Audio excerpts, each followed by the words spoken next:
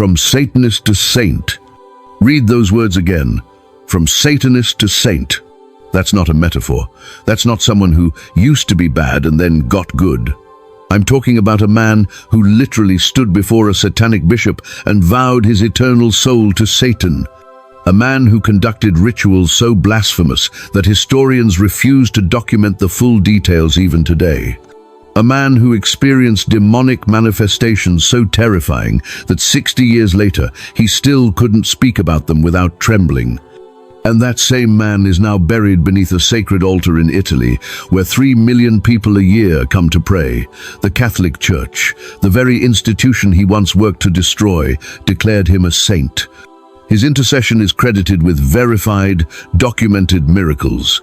This sounds impossible. Your brain is probably rejecting it right now, thinking this has to be legend or exaggeration or medieval folklore twisted over time. Except it's not. Bartolo Longo died in 1926, exactly 100 years ago. His handwritten journals are in Vatican archives. The church he built still stands in Pompei. Medical professionals documented the miracles. This is recent, verified history. But here's what's going to keep you watching until the final second of this video. Hidden inside what happened to this man, inside the moment his impossible transformation occurred, is a truth that could shatter every excuse you've ever made about your own past. Every reason you've told yourself that you're too far gone, every lie you've believed about being permanently damaged. Because if what happened to Bartolo Longo is real, and I'm going to prove to you it is, then everything you think you know about how far someone can fall and still be redeemed is wrong. But I need to warn you, to understand why his transformation matters to your life right now, you need to first understand how deep into darkness he actually went. And some of what you're about to hear will disturb you. The rituals, the entity that followed him, the physical deterioration, the mental torment, the souls he corrupted. You need to see the depth of the pit he climbed out of, because that's the only way you'll believe that whatever pit you're in right now isn't too deep. So here's what I'm going to show you. First, how an intelligent boy from a faithful Catholic family ended up consecrating himself to Satan, because understanding how it happened will show you how it could happen to anyone. Second, what actually occurred during his time as a satanic priest, the documented supernatural experiences that prove this wasn't just philosophical rebellion.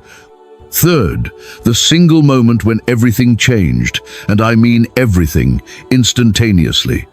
And finally, why that same moment is available to you right now, no matter what you've done. But before you watch this, do something for me. If this story impacts you the way I know it will, drop a comment telling me which part hit you hardest. Share this with one person who needs to hear that transformation is real. Because every person who hears this story and truly understands it becomes proof that redemption isn't a fairy tale, it's a documented reality. Hit like, subscribe, and let's begin. Because Bartolo Longo's story starts in the most unlikely place imaginable, with a faithful Catholic mother and a rosary.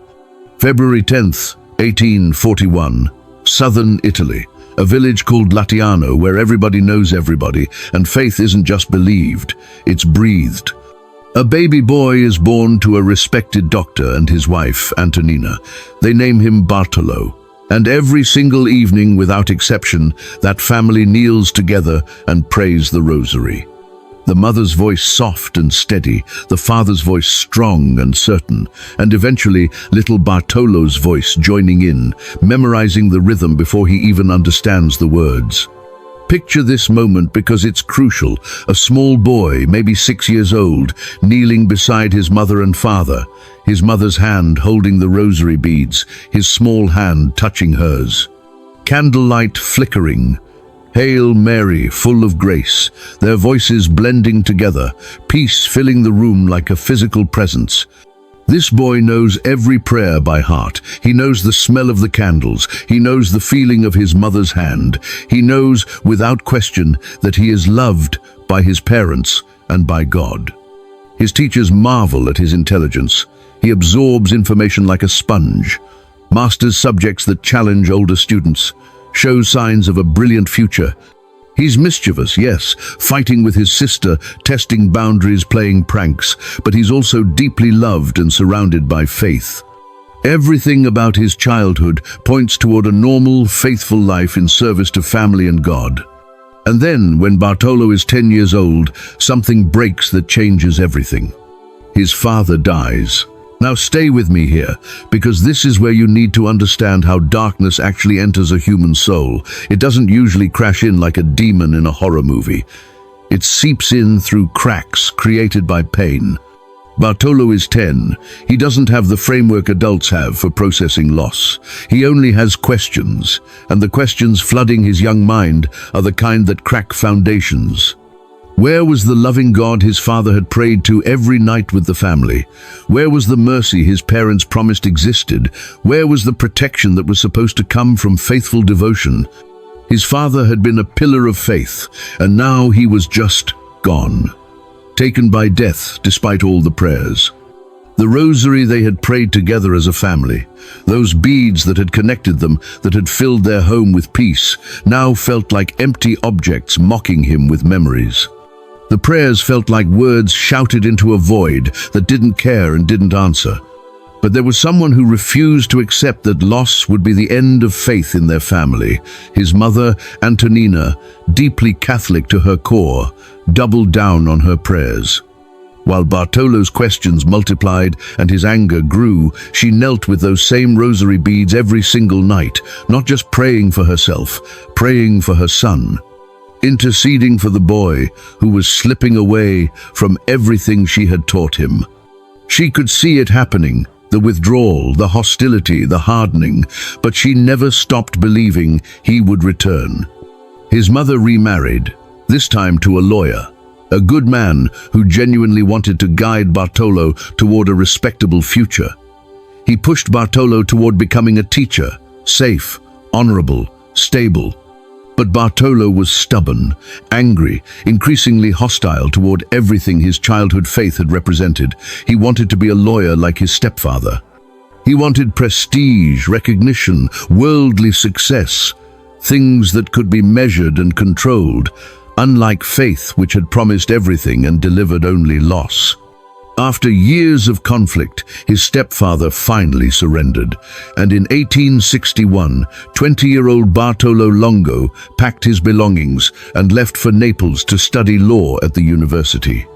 He thought he was embarking on a journey toward enlightenment and success. He had no idea he was walking into a carefully laid trap. The University of Naples in the 1860s wasn't just an academic institution, it was a war zone. And the war being fought wasn't over politics or philosophy, it was over the soul of Italy itself. You need to understand the chaos consuming Italy at that precise moment. The Risorgimento, the movement to unify Italy, was raging. But this wasn't just about creating a nation. It was about annihilating the power of the Catholic Church. Revolutionary leader Giuseppe Garibaldi openly campaigned to eliminate the papacy entirely, seeing the Pope as the primary obstacle to Italy's freedom and progress. The universities became training grounds for this revolution, and many of Bartolo's professors, former priests who had abandoned their vows and now taught with burning, personal hatred for everything the Church represented. Day after day, lecture after lecture, Bartolo heard the faith of his mother intellectually dismantled, mocked as ignorance, ridiculed as weakness, attacked as the enemy of reason and human progress. And here's where it gets psychologically devastating. Bartolo was brilliant. His intelligence was his pride. These professors, educated, eloquent, respected men, were telling him that everything his mother believed was a lie, that faith wasn't virtue but chains. That the prayers he had said every night as a child were tools of oppression keeping humanity enslaved. He later wrote about this with brutal honesty. I, too, grew to hate monks, priests, and the Pope, and in particular, I detested the Dominicans. Hatred, not disagreement, not intellectual skepticism, pure hatred. And when hatred plants itself in a heart already wounded by unanswered questions and unresolved grief, it doesn't just grow, it metastasizes into something darker. But intellectual rejection of faith was only the beginning, because something else was spreading through the universities and secret societies of Naples. Something that promised what the church had failed to deliver. Real power, tangible experiences, proof of the supernatural. Spiritualism was sweeping through Europe like wildfire, seances in aristocratic salons, claims of communicating with the dead, reports of levitation, of supernatural phenomena that science couldn't explain. For Bartolo, intelligent, grief-stricken, searching desperately for something real, this was magnetic. He told himself it was intellectual curiosity. Just an experiment, just testing whether there was validity to these claims. His first séance was probably awkward, sitting in a darkened room with other students, feeling foolish as a medium went into a trance. But then something happened. Something he couldn't explain. Something that terrified and thrilled him simultaneously. He later described experiencing supernatural manifestations that convinced him beyond any doubt that there were powers beyond the physical world. Real powers. Accessible powers. Powers that didn't require faith or prayer or submission to a distant God who didn't answer. He began experimenting with drugs that opened doorways in his consciousness. He participated in rituals that mixed sexual deviancy with spiritual invocation, convincing himself this was liberation from the church's oppressive morality. He joined a cult, and the more he experienced, the more convinced he became that he had found truth, real truth, experiential truth, power that proved the church had been lying about everything. Then he met someone who changed everything, a man who recognized Bartolo's intelligence, his hunger, his rage at God, a man who offered him not just participation but authority, not just power but a title, a satanic bishop. And this bishop asked Bartolo a question that would alter the trajectory of his entire existence. Will you be ordained as a priest? Not of the Catholic Church, a priest of Satan himself. And Bartolo, brilliant, wounded, hungry for power and proof, said yes. What happened next was documented by multiple witnesses who were present at the ceremony. Some of them later converted and testified under oath about what they saw. And what they described sounds like something from a horror film, except it was real, and it was recent, and the evidence exists. Bartolo Longo stood before a satanic bishop in a room prepared for the ritual. The ceremony began, and as Bartolo spoke vows consecrating himself body, mind, and soul to Satan, vows renouncing Christ and salvation, vows promising his eternal soul to a demon in exchange for power in this life. The physical world reacted. The walls shook violently, though there was no earthquake. Disembodied screams filled the air, not from the participants but from something else, something unseen. Candles extinguished and reignited without anyone touching them. The temperature plummeted so rapidly that participants could see their breath. And Bartolo himself, his body went rigid, his eyes rolled back. When he spoke again, witnesses swore his voice had changed, different pitch, different tone, as if something else was speaking through his vocal cords. Something ancient and evil had claimed one of its own. The ceremony ended. Bartolo Longo, who had prayed the rosary with his mother as a child, was now officially a priest of Satan. But here's what you need to understand, and this is crucial for what comes later. Ordination wasn't the end of Bartolo's descent. It was just the beginning. Because what happened to him after those vows reveals the truth about what darkness actually does to a human soul when you give it permission. The transformation wasn't gradual. It was rapid and catastrophic. Within months, the brilliant young law student with a promising future had become something barely recognizable as human. His body deteriorated as if something was consuming him from the inside out. He later described himself as reduced to skin and bones, with 2 possessed eyes, frazzled nerves, a devilish beard, and a stomach ailment doomed to accompany me for the rest of my life. His weight dropped dramatically, his skin took on a grayish pallor, his hands developed a constant tremor. People who saw him on the street crossed to the other side, unsettled by his appearance. He looked like a walking corpse.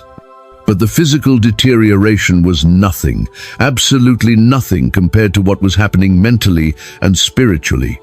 Bartolo wrote about a presence that was always with him, an entity he initially referred to as his angel, though there was nothing angelic about it. This being spoke to him constantly, guided him, commanded him, and Bartolo obeyed. He conducted blasphemous rituals that inverted Catholic sacraments. He led seances where participants claimed to communicate with deceased loved ones, though what they were actually channeling, Bartolo later understood, were demonic entities wearing the faces of the dead. He actively targeted Catholics specifically, approaching religious people to mock the sacraments, ridicule the rosary, preach a gospel of liberation through darkness. He was a missionary for hell. That's not hyperbole. That's what he was doing. But here's the devastating irony that he couldn't see at the time. Bartolo wasn't finding liberation. He was sinking deeper into bondage with every ritual, every seance, every soul he corrupted. The supernatural experiences that had initially thrilled him now terrified him. He couldn't sleep more than an hour or two before waking up screaming. When he did sleep, nightmares so horrific plagued him that he couldn't distinguish between sleep and waking reality. Images of torment, visions of what awaited him, glimpses of the eternity he had sold himself into. The entity that followed him, that angel, no longer felt like a companion. It felt like a jailer, a slave master. It whispered constantly, and the whispers became increasingly threatening. Do this, say that, go there, corrupt them. And when Bartolo hesitated, when exhaustion or fear made him resistant, the whispers became shrieks that seemed to echo inside his skull, causing physical pain that dropped him to his knees. He was being devoured, body, mind, and soul. His family watched in absolute horror. They begged him to turn back. They prayed for him constantly, but it was his mother who bore the heaviest burden. The same woman who had held his small hand while teaching him the rosary now watched her son serve Satan himself. Imagine that torment. Imagine praying the Hail Mary, pray for us sinners, while knowing your son is a priest of darkness. Imagine touching rosary beads worn smooth by decades of prayer, begging God to save a child who has publicly consecrated himself to God's enemy. But here's what makes her faith extraordinary. While Bartolo believed he was lost forever, his mother never stopped believing he would return, even when he looked like a walking corpse. Even when he couldn't recognize himself, even when everyone else had given up hope. She prayed with the conviction that no soul is beyond God's reach, not even one who has sold himself to Satan. His stepfather arranged meetings with priests, desperately hoping someone could break through to his son. But Bartolo was in too deep. He had made vows. He belonged to something now, something that had no intention of letting him go. And yet, despite the obvious torment, despite the physical deterioration, despite the growing terror, Bartolo continued his work as a satanic priest. Why? Pride? The addictive nature of power? Or something darker, that he was no longer entirely in control? That the entity following him had more influence over his actions than he wanted to admit? One day, his former professor, Vincenzo Pepe, saw him on the street and froze in shock. The young man who had been so full of life now looked like death incarnate, hollow eyes sunken deep into his skull, jerky, unnatural movements, mumbling to himself constantly, responding to voices only he could hear. Professor Pepe approached him directly and said words that cut through something. Do you want to die in an insane asylum and be damned forever? Those words, that question, pierced through the fog. Not because they were harsh, though they were brutally honest, but because somewhere deep inside, beneath all the bravado and false confidence, Bartolo knew they were true. He was dying, not just physically. The path he was on led to only one destination, complete destruction in an insane asylum, forgotten by everyone, claimed forever by the darkness he had chosen to serve.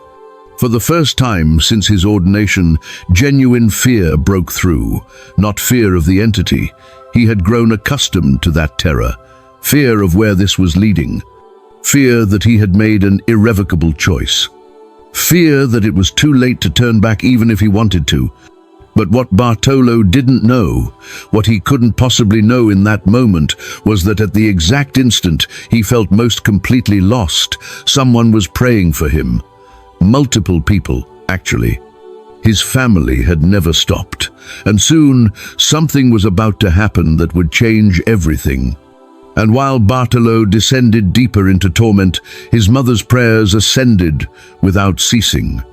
Night after night, year after year, she interceded for the son who seemed completely lost. She didn't pray casual prayers. She waged spiritual warfare with the same rosary she had taught him to pray as a child. She didn't know when, or even if, those prayers would be answered. But she prayed anyway, with the stubborn faith of a mother who refuses to surrender her child to darkness. And then something happened that would prove those prayers weren't futile. Bartolo later wrote about lying in bed one night, tormented as always by the presence that never left him, when he heard a different voice. Not the entity that commanded him, not the whispers that drove him to perform rituals, a voice that stirred something deep in his memory. A voice urging him with words that echoed what his faithful family had always believed. Return to God, return to God, return to God. Now, you might be tempted to dismiss this as a hallucination, a guilty conscience manifesting as auditory hallucination, a mind fractured by occult practices, creating imaginary voices. But Bartolo didn't dismiss it. He was, after all, someone with extensive experience in supernatural manifestations, both demonic and now, possibly, divine. He understood the difference between an attack and something else entirely. This voice carried something the demonic could never replicate: love without manipulation, concern without ulterior motive, truth without deception. Shaken, Bartolo sought out Professor Pompei. And Pompei did something that reveals how grace actually works. Instead of lecturing, instead of saying, "I told you so," he simply said, "There's someone you need to meet." That someone was Father Alberto Redente, a Dominican priest. Remember, Bartolo had specifically written about his hatred of Dominicans. Approaching one for help must have felt like complete surrender, like admitting defeat to everything he had fought against. But something in him recognized that if escape existed, it wouldn't come through the revolutionary professors who had led him into darkness. It would come through exactly the kind of person he had learned to despise. The first meeting lasted hours. Bartolo confessed everything: the rituals, the vows, the entity, the souls he had corrupted, the depths of blasphemy he had committed. Father Redente listened without visible shock, without judgment on his face, responding only with steady compassion and unflinching truth. But here's what Father Redente understood that Bartolo didn't. One conversation wouldn't be enough. The chains binding Bartolo weren't just psychological, they were supernatural. Breaking them would require time, patience, and a weapon specifically designed for spiritual warfare. They met regularly for 3 weeks. Hour after hour, Father Redente walked Bartolo through reality, not minimizing the evil he had encountered, not dismissing the genuine supernatural bondage, but placing it in proper context. Demons are real, but they are defeated enemies. Satan is powerful, but he is a created being with limited authority. The vows Bartolo made were serious, but they were not more powerful than the sacrifice of Christ. And then, on the Feast of the Sacred Heart in 1865, exactly 1 year after Bartolo first turned towards Satanism, Father Redente heard his full confession and gave him sacramental absolution. 1 year, from the anniversary of his fall to the day of his restoration. And in that moment, according to Bartolo's own written account, he felt the presence that had followed him since his ordination suddenly withdraw, not gradually fade, not slowly release its grip, withdraw instantly, like something forcibly expelled by a power greater than itself. But here's what you need to understand, and this is where most people misunderstand redemption. Receiving absolution didn't instantly fix everything. The entity was expelled, the chains were broken, he was reconciled to the church. But Bartolo was still tormented by memory, still plagued by guilt, still felt marked by what he had done. And most terrifyingly, still felt owned, as if Satan had a permanent claim on him that even confession couldn't erase. This is where his real battle began. Professor Pompei invited Bartolo to live in his home, surrounding him with faithful Catholics who could support him. He introduced him to Caterina Volpicelli, a devout noblewoman who immediately recognized that Bartolo was still under spiritual attack. She committed to praying for him daily, not casual prayers but spiritual warfare. And Father Redente gave Bartolo something that would become his primary weapon against the darkness still trying to reclaim him. A rosary. The same prayer he had mocked as a satanic priest, the same beads his mother had held, the same words he had ridiculed as meaningless repetition. Pray this, Father Redente instructed, every day, no matter how you feel, no matter what voices tell you it's useless, no matter how difficult it becomes, pray it. Bartolo took the rosary in his hands, the same hands that had performed satanic rituals, and made a commitment. As penance, he volunteered for 2 years at the Neapolitan Hospital for Incurables, working directly with the sick and dying, many suffering from diseases so contagious that even family members refused to visit them. Picture this transformation. The man who had corrupted souls was now cleaning infected wounds. The man who had led seances was now sitting beside dying patients, praying with them, comforting them in their final moments. The man who had consecrated himself to Satan was now becoming a third-order Dominican, taking the name Brother Rosario, Brother Rosary. He even made a vow of celibacy, dedicating his entire life to God and to making reparation for the scandal he had caused. But despite all of this, despite confession, despite penance, despite years of service, Bartolo still struggled with something that haunts everyone who has fallen deeply. He couldn't forgive himself. Intellectually, he understood that sacramental confession had restored him to grace. Theologically, he believed God had forgiven him. But emotionally, spiritually, in the deepest parts of his being where logic doesn't reach, he felt permanently stained, irredeemably marked, still owned by the darkness, even though he now served light. The guilt was suffocating, the memories were relentless, and as months turned into years, the torment didn't decrease, it intensified. He began contemplating suicide. He wrote about this with devastating honesty. Despite my repentance, I thought, I am still consecrated to Satan, and I am still his slave and property as he awaits me in hell. Think about that. He had confessed, he had been absolved, he had dedicated years to service and penance, and yet he couldn't escape the lie that he was still owned. That forgiveness was real but incomplete, that grace covered his sin but didn't erase Satan's claim on his soul. This is the lie that keeps countless people trapped even after they've turned from darkness, that past vows, past choices, past consecrations create permanent claims that not even God can break. And Bartolo was on the verge of surrendering to that lie completely when something happened in October of 1872 that would save his life and transform him into one of the most powerful evangelists the Church has ever known. Bartolo traveled to Pompei on legal business for a client, Countess Mariana di Fusco. As he walked through the valley near the ancient ruins, the city buried by volcanic ash 17 centuries earlier, he was struck by the profound spiritual desolation. The people there were even more lost than he had been.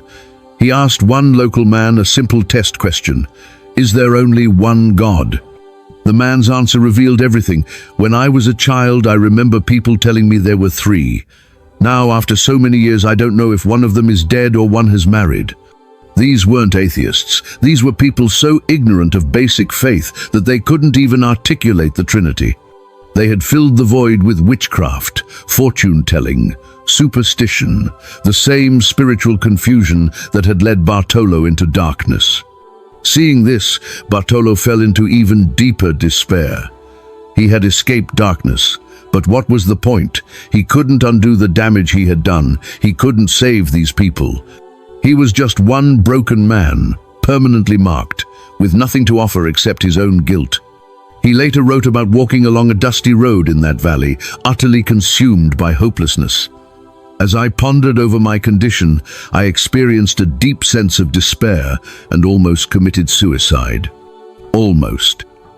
He was one moment away from ending his life, one decision away from surrendering to the lie that he was beyond usefulness, beyond purpose, beyond redemption. And in that moment, that precise moment when he seemed most likely to destroy himself, he heard something. Not a loud voice from heaven, not an angelic visitation, just a whisper. The echo of words Father Redente had told him years earlier, words attributed to the Virgin Mary through Saint Dominic. If you seek salvation, promulgate the Rosary. This is Mary's own promise. And in that moment, Bartolo understood something profound. That whisper he was hearing, those words about the Rosary, they were an echo of prayers that had never stopped. His mother's prayers. Prayers prayed with rosary beads worn smooth by a mother's tears and unwavering faith. Somewhere, maybe hundreds of miles away, his mother was on her knees at that very moment, touching those same beads, speaking those same prayers she had spoken over him as a child.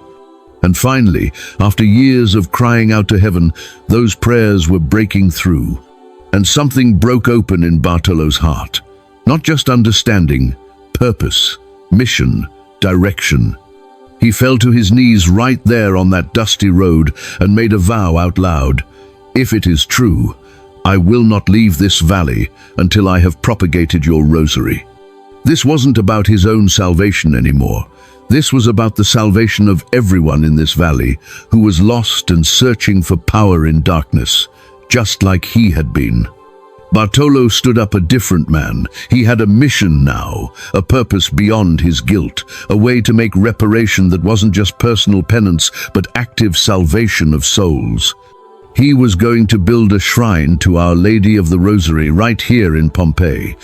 And through that shrine, he was going to wage war against the same darkness that had once consumed him. But he had no money, no connections, no resources, just a conviction, just a promise made on a dusty road, just a whisper, and impossibly, that would be enough. Bartolo began with almost nothing. He commissioned an artist to create a painting of Our Lady of the Rosary, but the artist he could afford was either incompetent or indifferent. When the painting arrived, Bartolo stared at it in dismay and later wrote with painful honesty. Not only was it worm-eaten, but the face of the Madonna was that of a coarse, rough countrywoman. A piece of canvas was missing just above her head. Her mantle was cracked. Nothing need be said of the hideousness of the other figures. Saint Dominic looked like a street idiot. Anyone else would have rejected it. But Bartolo saw something different. He saw himself, worm-eaten by sin, damaged, missing pieces, cracked, hideous, and yet capable of restoration.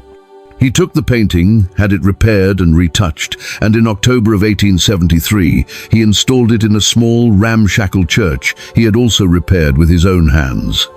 And then, something impossible happened that cannot be explained by psychology or mass delusion or coincidence. Within hours of that painting's installation, people began reporting miracles. A woman with a tumor doctors had declared terminal touched the image and was instantly healed. Medical examination confirmed the tumor was gone.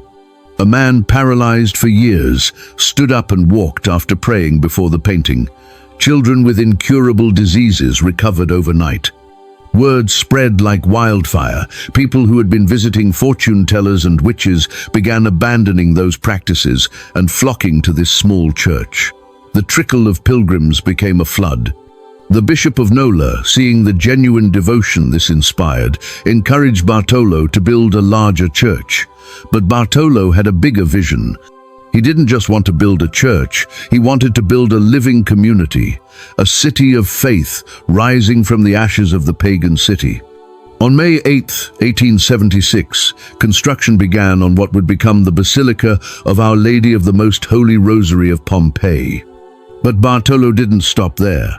As donations poured in from pilgrims experiencing miracles, he used every cent not for himself, but for building infrastructure of mercy. Schools for children who had never received education, orphanages, specifically for children of prisoners, children who, like him, had experienced devastation, technical schools to teach trades, postal offices, telegraph services, water systems, a train station, even an astronomical observatory. This wasn't just religion.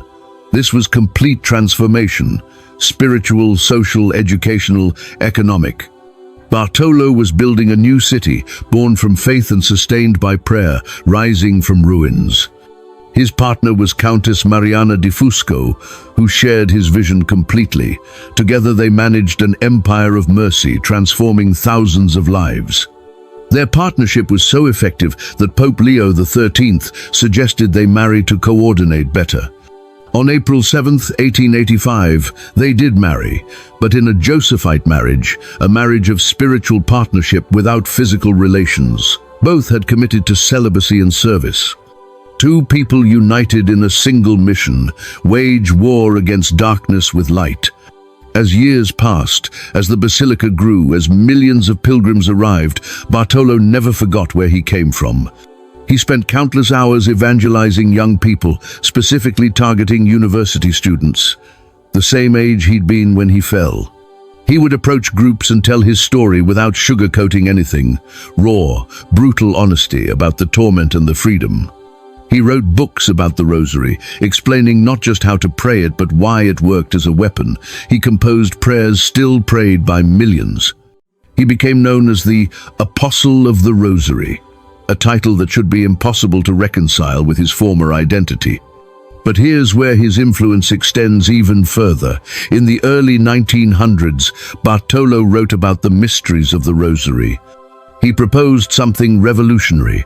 The Rosary was missing mysteries covering Jesus's public ministry. He suggested 5 specific events: baptism, Cana, proclamation of the kingdom, transfiguration, institution of the Eucharist. He even called them mysteries of light. Those writings were published, largely forgotten. Decades passed. And then, in 2002, over a century later, Pope John Paul II introduced the luminous mysteries of the Rosary. Where did he find this idea? The structure, the specific events, the name? In the writings of Bartolo Longo. A former satanic priest's ideas were incorporated into the official devotional life of over 1 billion Catholics worldwide. Let that sink in. In 1906, Bartolo and Countess Mariana did something revealing the depth of their transformation. They donated everything, the entire basilica, all properties, all charitable institutions built over 30 years, schools, orphanages, technical colleges, everything. They gave it all to the Holy See and relinquished control completely. This wasn't just generosity, this was total surrender. Bartolo had learned that nothing he built was truly his. He was just a steward, an instrument. He continued promoting the Rosary and serving the poor until his death on October 5, 1926, at 85. He died peacefully in the basilica he had built, surrounded by evidence of complete transformation. The call for canonization began immediately. His writings were reviewed with intense scrutiny, his life investigated with rigorous skepticism, witnesses interviewed, miracles verified by medical professionals. Everything checked out. In 1980, Pope John Paul II beatified him. More than 30,000 people attended. And then, on October 19, 2025, just months ago, he was canonized in St. Peter's Square at the Vatican by Pope Leo XIV, made a saint, officially recognized as someone who not only achieved salvation, but did so in such an extraordinary way that he now serves as example and intercessor for all humanity. His tomb lies beneath the altar of the basilica he built. Every year, 3 million pilgrims walk above it, pray beside it, are transformed by the story. But most of those pilgrims don't know about his past. They know he's a saint. They know miracles happen through his intercession. But they don't know he was once a priest of Satan. And maybe that's exactly right, because his past, as horrific as it was, has been completely swallowed by his present. His darkness completely consumed by light. His identity as Satan's priest utterly replaced by his identity as Mary's apostle. This is what complete redemption looks like. Not just forgiveness, complete transformation, where the past becomes irrelevant compared to the present. So what does this impossible story mean for you? Right now, today, in whatever situation you're facing? Because here's the truth. Bartolo Longo's story proves beyond doubt. If redemption was possible for him, it's possible for anyone. If God could transform him from satanic priest to canonized saint, then absolutely no one is beyond hope. Not the addict who has destroyed their family, not the person trapped in sexual sin they can't escape, not the one who has betrayed everyone who loved them. Not you watching this video right now, convinced your past has permanently disqualified you from God's purposes. But here's what you must understand. Bartolo didn't transform himself. He couldn't. When he stood on that road in Pompei, contemplating suicide, tormented by the belief that Satan still owned him, he didn't suddenly decide to pull himself together. What changed everything was a whisper, a reminder of a promise, a weapon placed in his hands, and a choice to accept that promise, pick up that weapon, and act on it, despite still feeling owned by darkness. The rosary that saved him wasn't magical. It was a tool keeping him connected to truth when lies surrounded him, a weapon focusing his attention on Christ when darkness tried to distract him, a lifeline thrown to a drowning man who had to choose to grab hold. And the mission he embraced: building a shrine, promoting the rosary, serving orphans. That mission saved him as much as his confession did. Because he stopped focusing on his own guilt and started focusing on others' needs. He stopped asking, "Can I be forgiven?" and started asking, "How can I help others find the forgiveness I've found?" That shift in focus is absolutely critical. Guilt and shame keep us trapped in ourselves, endlessly replaying failures, constantly reminding us of unworthiness. Mission and service turn us outward, allowing us to become part of something larger than our brokenness. Are you stuck replaying your past? Bartolo was there too, until a whisper gave him future purpose. Are you convinced you're permanently marked by choices you've made? Bartolo was consecrated to Satan and still became a saint. Are you tormented by guilt that won't release you even after confession and repentance? Bartolo experienced that torment for years until he found a mission bigger than his guilt.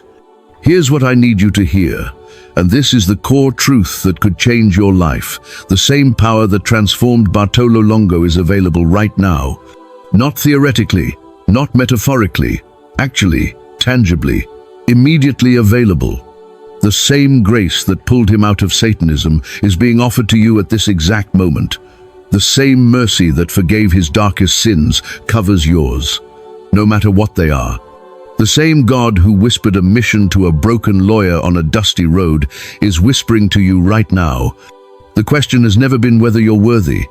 Bartolo proved worthiness isn't required. The question is whether you're willing to listen, whether you're willing to pick up the weapon being offered, whatever that weapon is, for your specific battle. Whether you're willing to accept a mission bigger than your guilt. Because transformation doesn't wait until you feel ready. It doesn't wait until you've cleaned yourself up. It doesn't wait until you're worthy. Transformation begins the moment you say yes to that whisper, even when you're still covered in the dust of where you've been. Bartolo started with a damaged painting and a ramshackle church. He ended with a basilica welcoming 3 million pilgrims annually. Not because he was extraordinary, not because he had special gifts, not because his past wasn't really that bad, but because he made himself available. He said yes. He picked up the weapon, He accepted the mission. What would happen if you did the same? There's an inscription on Bartolo Longo's tomb. Pilgrims read it every day without grasping its full weight. I have been a slave of Satan, but now I am a slave of Mary. Not I used to be bad, but now I'm good. Not I made mistakes, but now I'm perfect. A slave. He understood that freedom isn't about independence, it's about choosing whom you serve. He had served darkness, and it nearly destroyed him, body, mind, and soul. Now he served light, and it made him eternal. Before he died, Bartolo wrote a prayer prayed by millions at his basilica. O blessed Rosary of Mary, sweet chain that unites us to God, bond of love that unites us to the angels, tower of salvation against the assaults of hell, safe port in our universal shipwreck. We will never abandon you. You will be our comfort in the hour of death, yours our final kiss as life ebbs away. And the last word from our lips will be your sweet name, O Queen of the Rosary of Pompei, O dearest Mother, O Refuge of sinners, O Sovereign Consoler of the afflicted. May you be everywhere blessed, today and always, on earth and in heaven. A refuge of sinners. That's what Bartolo knew he needed, that's what he became for others. And that's what's offered to every person hearing this story. Not to saints who have it together, but to sinners who recognize they need refuge. 3 million people a year travel to Pompei to visit the basilica Bartolo built.